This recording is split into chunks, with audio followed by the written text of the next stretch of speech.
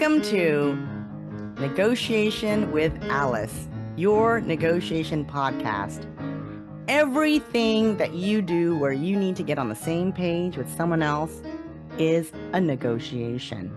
So whether you have to negotiate a contract with someone, or you simply need your boss to sign off on that program that you'd like to implement, or you want to figure out how to rebalance the chore structure in your home, or talk about what vacation you want to go on.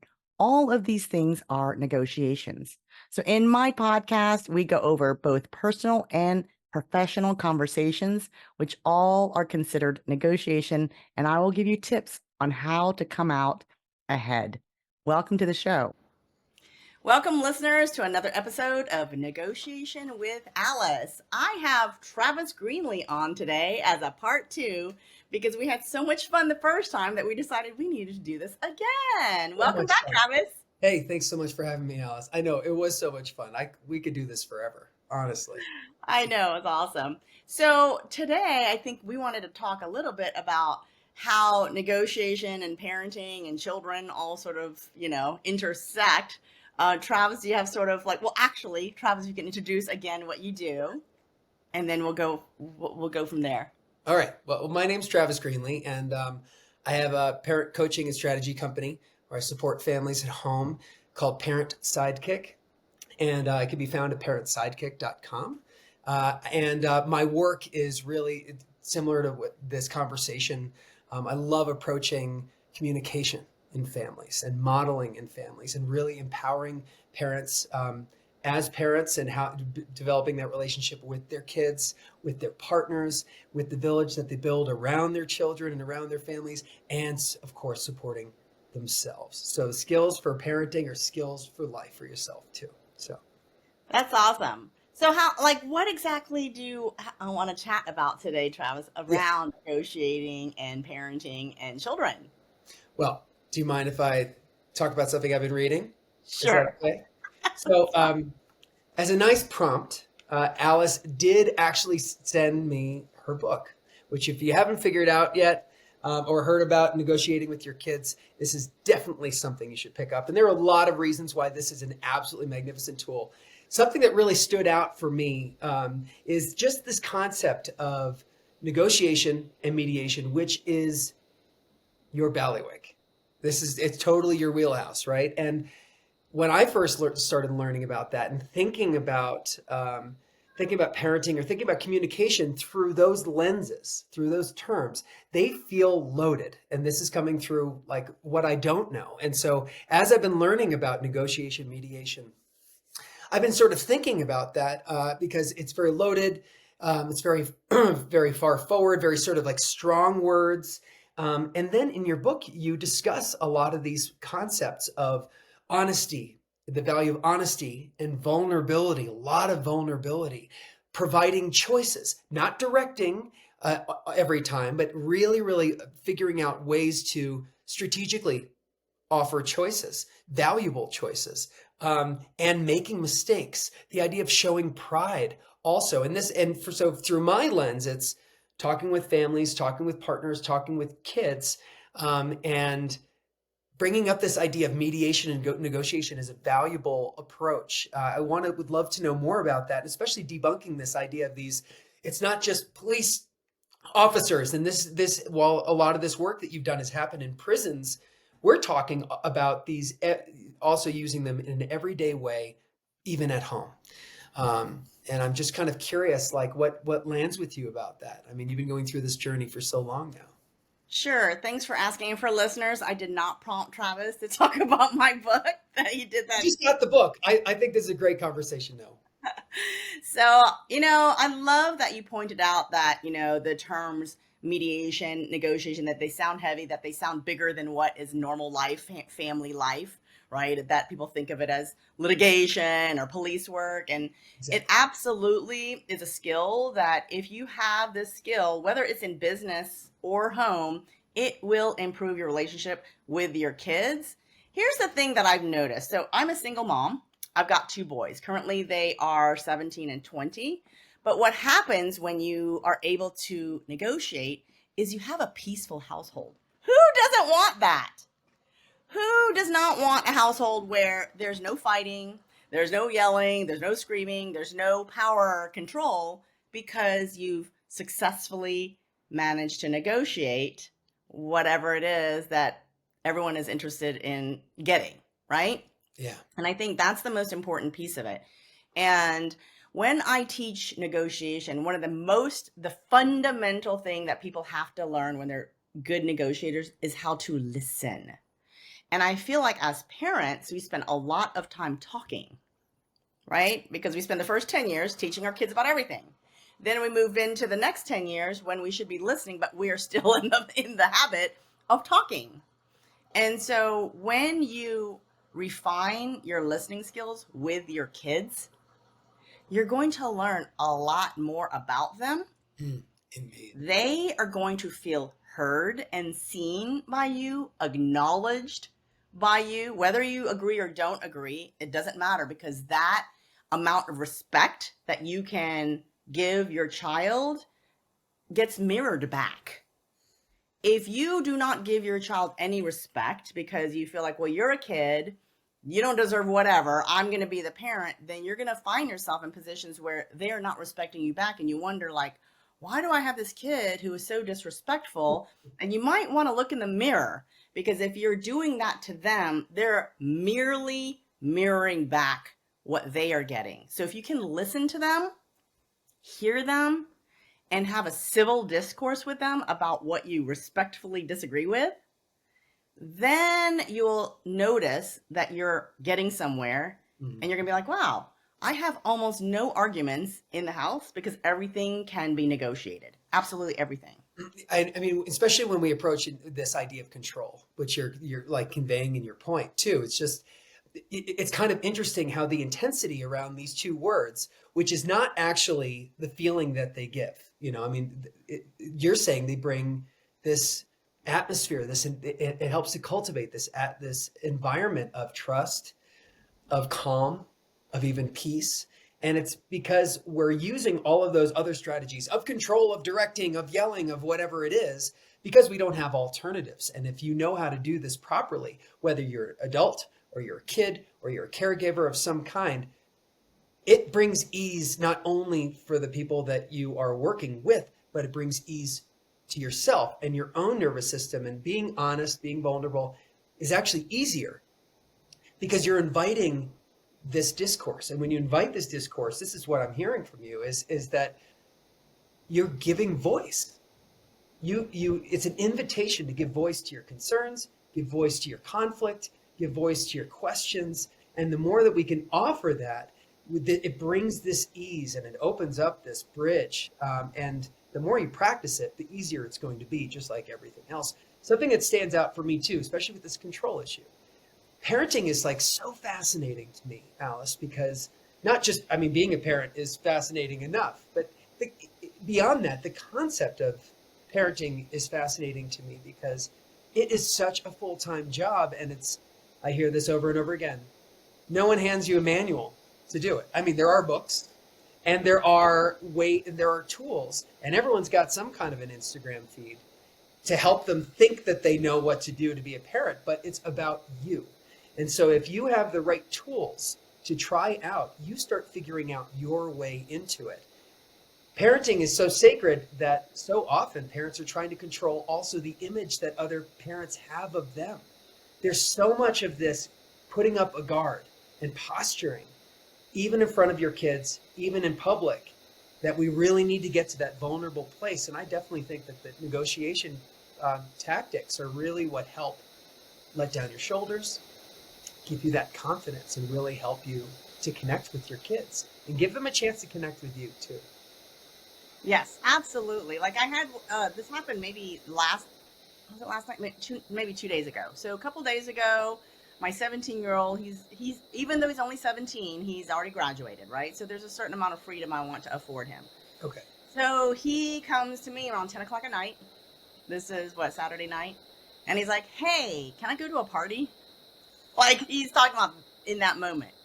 And I'm thinking to myself, number one, it's 10 o'clock. Number two, I have no idea who the party is for. I have no idea what the circumstances of the party is. I have no idea how big the party is. So I voice all these concerns instead of just saying, no, it's 10 o'clock at night. You absolutely cannot. Like, I could have done that, and that's pulling my power move. I put time and effort to express my concerns. I don't know who's going to be there. I don't know if people are drinking. I don't know if people are doing drugs. I don't know if it's a wild party, right? So he calls his friend to find all this information out because it's a friend of a friend. The friend of a friend actually gets on the phone with me. I didn't ask for that. He puts his friend on the phone and says, Mom, ask all the questions. So I ask all the questions, and this friend calls the mother of the boy having the party and says, hey, I want to bring a friend, but the mom has some questions. She gives him her name, her phone number, and says, feel free to have her call me, and I will tell her like what's happening. So I called a literal stranger, and I said, hi, my child is wanting to go to your house. Supposedly there's a party. And she said, oh yeah, my son is having his 18th birthday party. We have around 10 or 15 people here. And I said, is it okay for my son to go? And she said, yes, absolutely. I said, will there be an adult there? And she said, yes, I'm here. So then I felt like, okay, it's, not a big party. It's a birthday party. And so then I told my son, yes, you can go, but, come back around by 1 because it was 10 already. And so he said, okay. And he went and had fun and came back by 1. That sounds like a beautifully ideal situation, like a scripted one. And the fact that it happened like that with the instigation from your son, initiating that. I mean, you initiated the conversation with him. He was able to see your concerns. Yep. And probably wanted to address them if he could, right? He did want to address them. That's the fast track, but he knew what he needed to do in order to have them properly addressed in order to get what he wanted. I think that's lovely.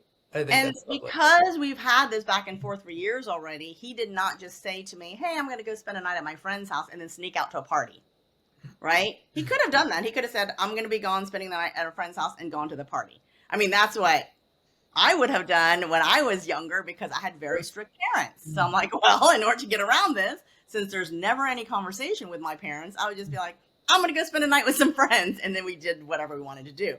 He just came to me and said, hey, and he just asked me because he knew that he could negotiate something with me, and he knew that I would express whatever concern that I had around him going out at 10 o'clock at night on a Saturday to some stranger's party. But then I understood sort of that it was a birthday party. The mom was home.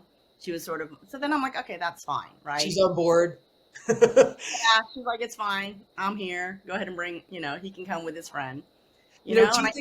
Two things come to my mind here. It's like, so number one, you didn't say no, and you mentioned all of the things like this is last minute, it's a party, so it's not something that's happening here. There are all of these things that would normally come up as control, right? And how the adult, how the caregiver might respond in that case, and automatically saying no, you're creating this wall, right? No is not a conversation. No is a wall. No is finite boundary without having more of the information. And then that's when you have a situation like you were saying, like when you're growing up, and I could say it for myself too. If no is often the reaction, then you realize there's not going to be a conversation. So then you need to figure out how to get what you want otherwise, if it's not a negotiation. And then this other thing too, you responded instead of reacted. No is a reaction. It's like this knee-jerk. Like it's the fight or flight thing of the amygdala, like we were talking about in the last conversation. And I've been thinking about that so much, and just the power of response, which is seeking out more information. It's leaning into the idea of the conversation, even if you're like, you're telling me last minute? And you're telling me with that tone? And you're wearing what? And you're going to be seeing who? Right? And those are not the questions you need answers to. You need to go a little bit deeper, but being able to take a beat in the moment and figure out what your concerns actually are, voice them, and then see what the response is. I mean, Alice, that's such a cool example. I'm glad it went well. Personally. Yeah. I mean, I initially was like, I let out this audible sigh, this is a hard ask, right? That's sort of like was my initial reaction. And I told him, I'm like, you realize like what you're asking me? So then like he got the initial like sense of where I stood, which Yeah. is like, I'm not super excited about this request, but because I don't overreact, because I ask all the questions that I need to know in order to feel like, okay, I have a better idea of what is happening. Mm-hmm. Because, you know, like a party at 10 o'clock at night, if you just say that, it could mean so many different things, right? It could be a rave. It could be 100 people. It Sure. could be people doing drugs. It could be like the cops are Parking raiding lot. the party because it's so loud, right? Yeah. Like there's a lot of, or it could be like 7 people sitting around watching a movie together, having popcorn. Like there's such a range that you as a parent don't want to just assume it is the one where it's a rave where there's 100 people and everyone's drinking and doing drugs. Like you don't want to just automatically assume that and say absolutely not. You want to actually just ask more questions and say like, is this super important for you to go to? Like what's happening? You know, why are you asking me right now? And you know, he just said, oh, I was just invited. My friend is going right now and he just wanted to know if I want to come along. Mm-hmm. So okay, I had enough information for me to feel it was okay because I have the name of the mom, the phone number of the mom. I can easily call these people, you know, if I get really worried. You can even get the address. I actually didn't get the address, but I was like, okay, I know where it is generally, you know, that sort of thing. And, you know, a lot of times my son drives, so he could drive himself, but let's say that I go to bed a little bit later. I could have said, okay, I'll be okay if I drive you. I'm going to walk in with you. I'm going to meet the parent and then I'll come back and get you. Like there are many ways to address whatever the issue is, right? Yep. Yeah. Yeah. And I like too that like while this is a great practice, it's a great check-in with your kid. It's this great connection, this great open line of conversation when your child's making a decision. I love that that's there. But what's happening beyond as a result of that, beyond that is what's really interesting to me, which is you're impressing this whole series of life skills on your child to do for themselves. They're doing this own assessment like, is this the kind of place I want to go? Are these the kind of people that I want to be with? Is this the kind of event that I can do? Do I have something tomorrow? There are other responsibilities to keep in mind, like I'm going to be out late. Is this a good decision? And they're able to make more decisions for themselves, right? And it's not just a yes or no thing, but really look at the minutia, really look at the different pieces of the situation and make better decisions for themselves, whether they're events, whether it's hanging out with certain people. So they're like thinking about their relationships and their interactions. It's this whole line of like, and it's not just questioning your actions, it's just looking at the details and thinking about what you most value and what most matters. And I love that because you're handing that off to him to be able to use again on his own if you're not there, right? Yeah. Yep. So the nice thing about me telling my son about all the different things that I might be concerned about is really teaching him to think critically and adapt that same frame of mind that I have. Like if I say, well, I'm concerned, like if it's a really big party, like I don't want cops to come get you. I'm concerned if a lot of people are drinking. Right. I don't want you, you know, and so I tell him these things and I'm going to give a very, I'm going to give an analogy. It's very analogous to when people make a deal. They usually like a contract, like you and I are making a deal together. Yep. Usually people consult with a lawyer because a lawyer can say, think about this. Think about this. If things go wrong, what are you going to do if this goes wrong?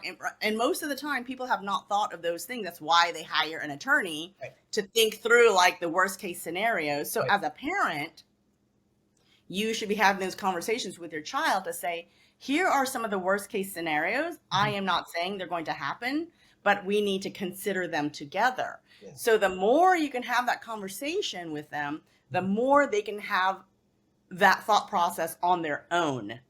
So that when they're assessing whether they're going to a party, they can think about, is it going to get wild and crazy? Or is this the kind of party where like perhaps the cops might come, right? And all the different things.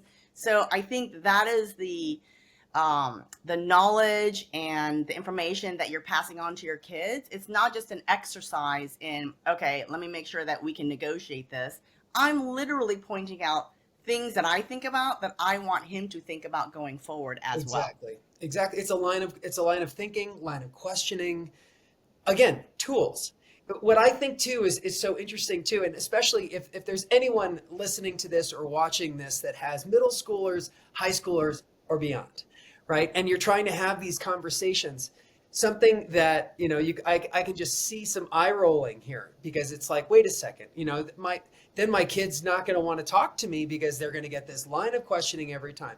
Now, having questions is really, really important. Having this open communication is really, really important.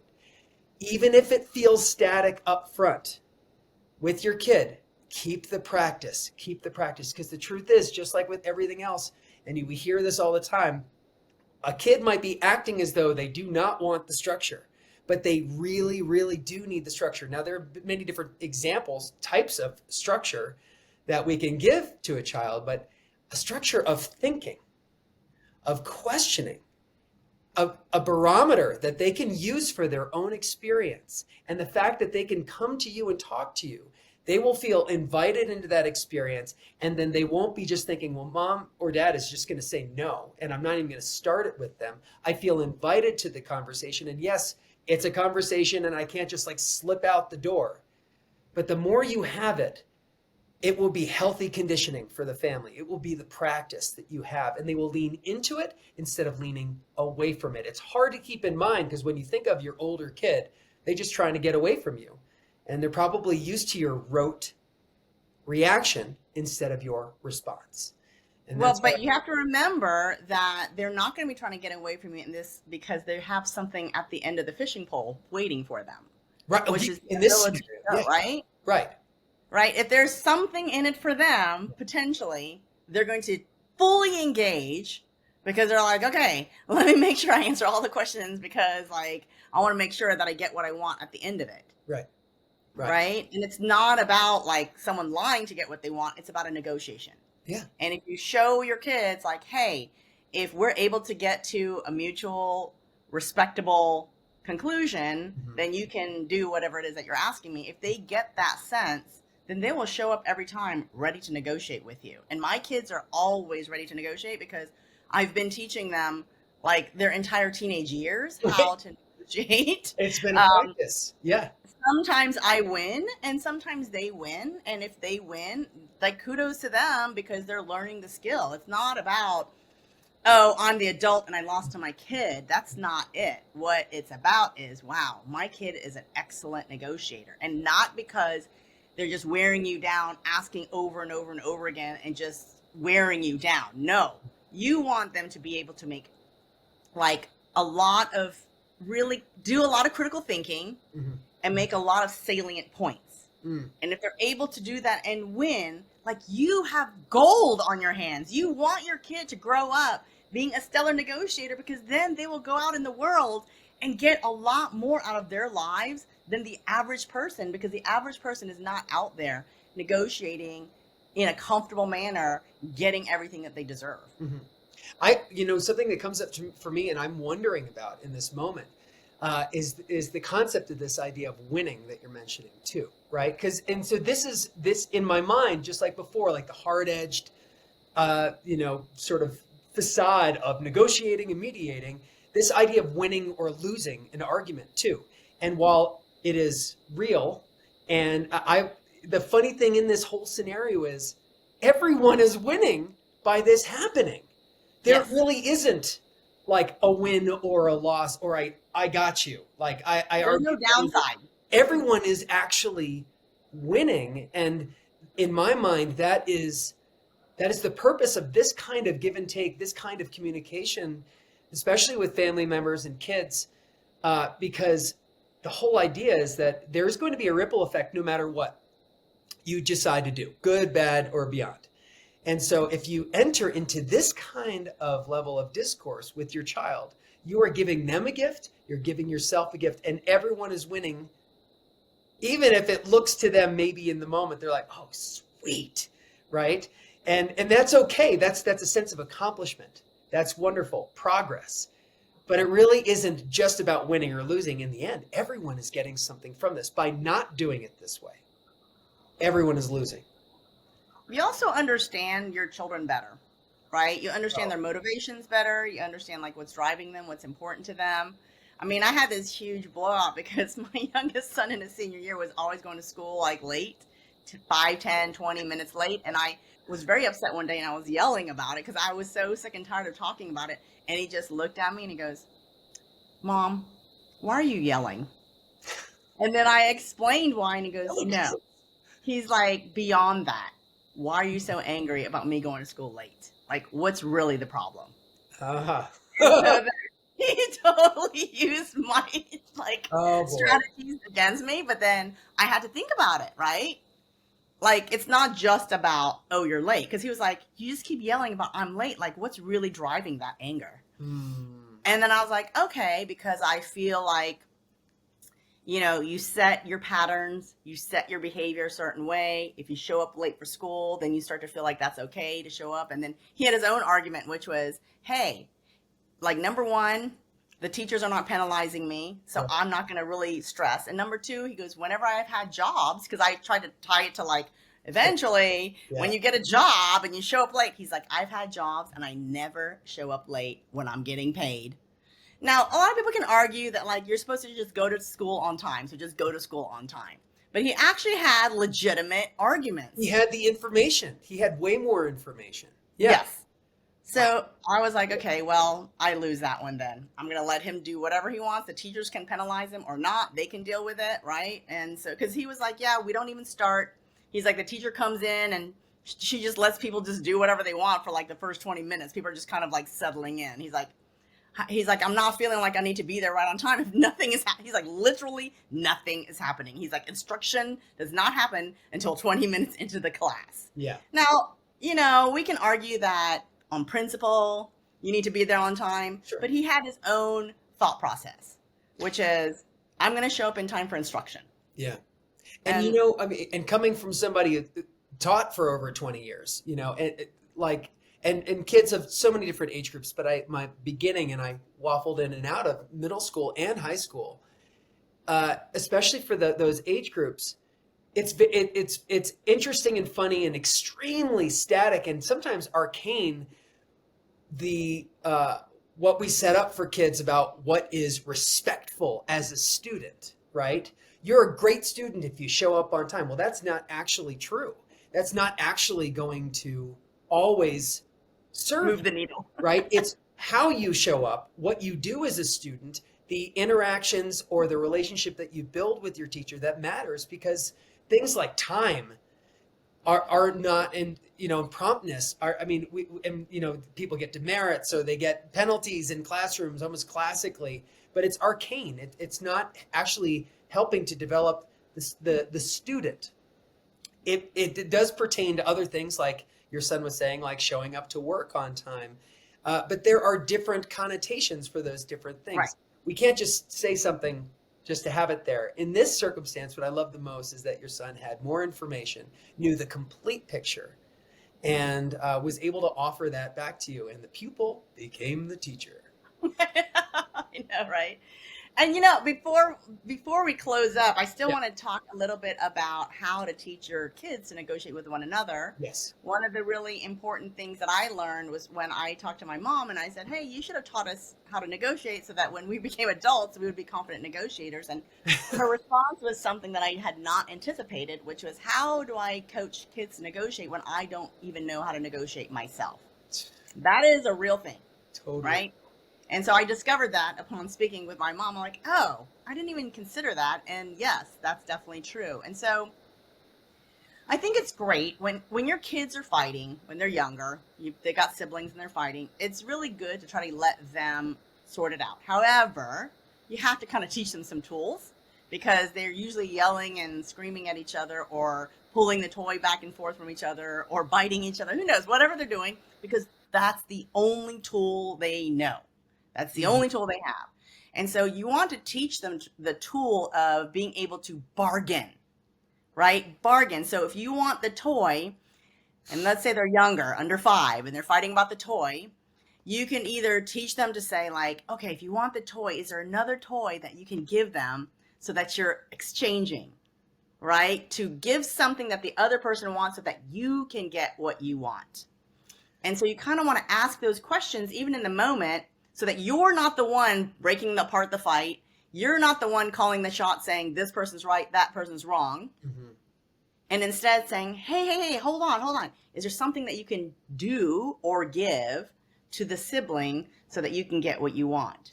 Or is there another way to resolve it where you say, okay, that's fine, but why don't we time it? And when the timer goes off, then we do the switch and you set up a timer, right? So some way where they can learn to resolve it on their own without having a parent come in and asserting, Travis, you're wrong. Alice is right. Like Alice is getting her way because she's the one that's right, or what have you, because that builds resentment that the parent is taking sides. You don't want to look like you're taking sides if you're a parent. It doesn't do much good for the kids, right? Because they feel like, oh yeah, this child is the favorite. I'm not. So in order to avoid that, you want to teach them the ability to say, like, give them something. So this happened, I think, when my kids were in their early teens. And my younger son hardly ever used his office chair. Like, he has a gaming chair. Almost never used it. My older son's gaming chair broke. Well, so while my other son was asleep, he just went into his room, he took the chair, and he started using the other chair because his chair was broken. Yeah. So he figured, like, who cares? Because his younger brother never uses the chair anyway, so who cares? But on principle, his younger brother was upset because something was taken out of his room without his permission. So when he woke up, he said, give me back my chair. So the argument ensued. Why do you want your chair back? You never use it. Well, it's my chair, and I get to call the shots, right? And all of this and that. So this started happening. It started escalating. Yeah. So I asked the older son, what can you offer so that you can get the chair? So he said, and it was interesting because, like, it was not an offer that was immediately received. He said something like, I think he said something like, I'll do your chores. Like, I'll do your, 2 weeks worth of your chores if you give me the chair. Mm-hmm. And then the thing about negotiations is that it doesn't happen in one flip. You don't get to make one offer and it's accepted. Sometimes, like, a lot of adults are like, do I really have to go back and forth? Yes, you have to go back and forth because that's what negotiation and bargaining is about. So then my younger son said, I don't want to do that. And he just wanted to end the negotiation by saying, no, I don't want you to do my chores and I don't want you to have the chair. And I said, no. I said, what do you want? He goes, I want $100.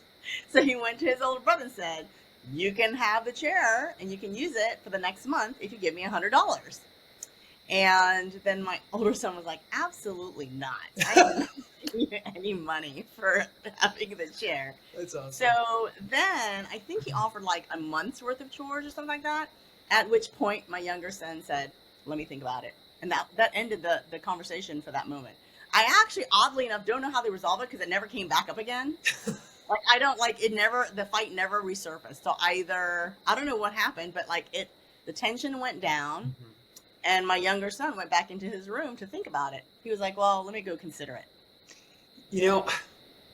I love that great story. And it's also how it ended to you, the point that you were just bringing up, like how to resolve it, or if it ever did get resolved.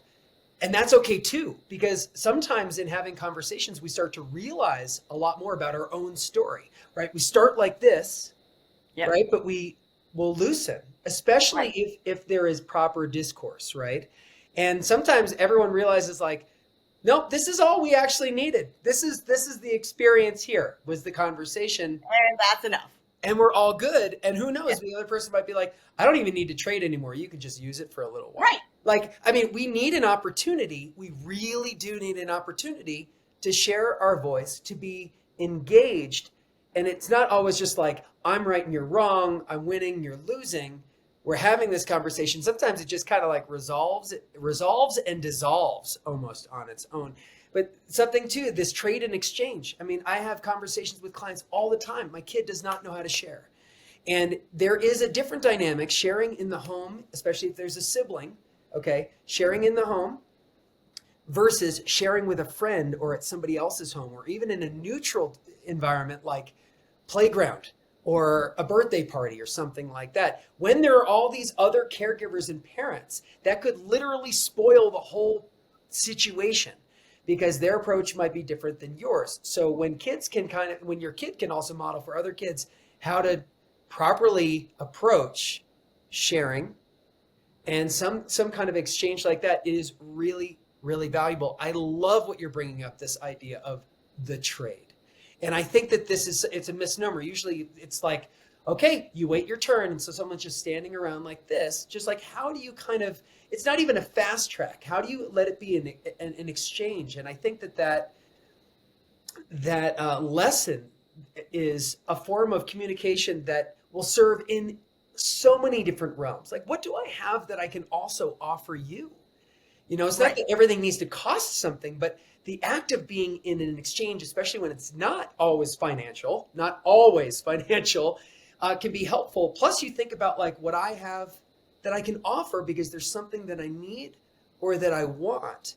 And, I think that is really, really important, because especially in the first case, like, oh, I'll offer you this. Nope, that's not enough. Or that's not the right thing.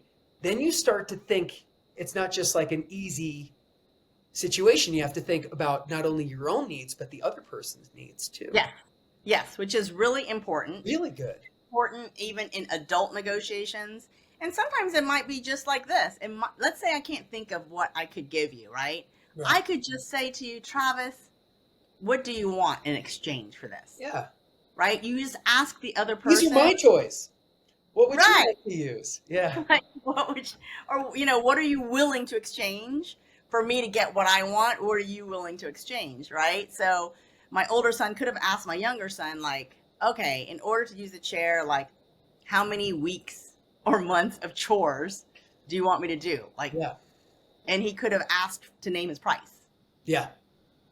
And similarly, like, I've seen parents do this. Maybe they felt like it was a bribe, but it actually is a negotiation where they would say, okay, if you share, like, we can go out for ice cream, right? That is still an exchange. This then. Yes, because you want your child to share, right? So it's something that you want. Yeah. So you're saying, I'm going to give you a trip to the ice cream store in exchange for you sharing.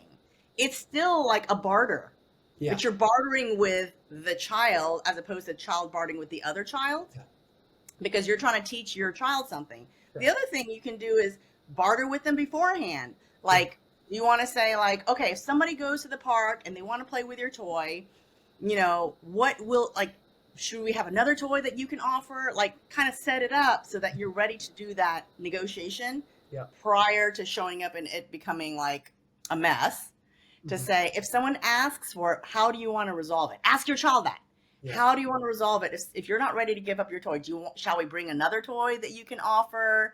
Shall we set a timer for 1 minute? Ask them what it is, because if you can involve them in the critical thinking part of how to resolve something, they will get better and better at it, and they'll be able to do it in the moment. And you're going to be shocked at how quickly they learn. Let them also see you do it with others, right? So if there are two kids and you get to sort of like have a conversation with one, the other one gets to be the audience member, or even if you're doing it with another adult, let your kids see this kind of exchange. This other piece too, I wanted to just insert around this concept of sharing. We're talking about it as even metaphorical for bigger things. But sharing, just the idea too, like going back to the chair. Hey, listen, I'm sorry. Maybe I took it at the wrong time. And it was combined with the fact that I didn't ask, right?